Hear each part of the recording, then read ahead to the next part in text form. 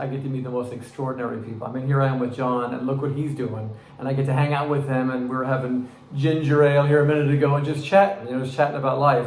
So what is the most, if you could point to a moment and go, this is why I do this. Was there ever a client or somebody you worked with, and you can look back and say, you know what, even if things struggled at times, this situation is why I do what I do?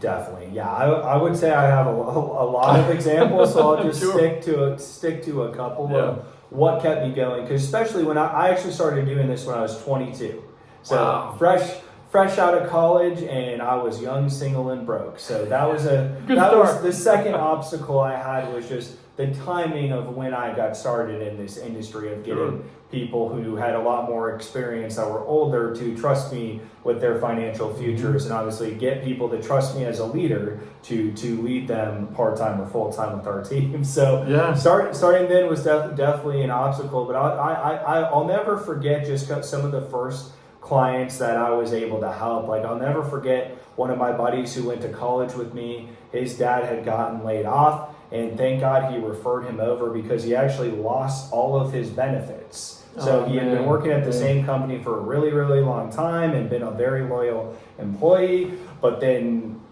they didn't need him anymore, so they replaced him with some younger people, and he lost all of his benefits. But my friend referred him, thank God, right away, because little did I know that he was going to get cancer.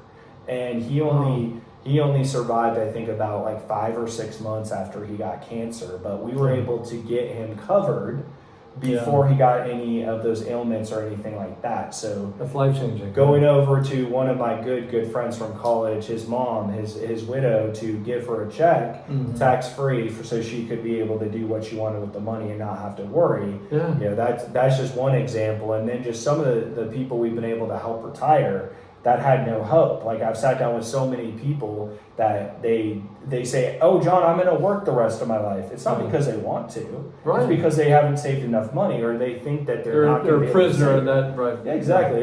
Exactly. So being able to do that for so many families, I've been doing this now for coming on 10 years and in May. Wow. And just being able to, thank you, appreciate that. Being able to help people go from that hopelessness to hope and know exactly what they need to do and have a plan to retire, and then helping them actually implement it, and seeing some of our clients be able to retire the past couple of years just makes all the rejection worth it, makes all the no's worth it, makes all the crazy stuff we got to deal with when dealing with people.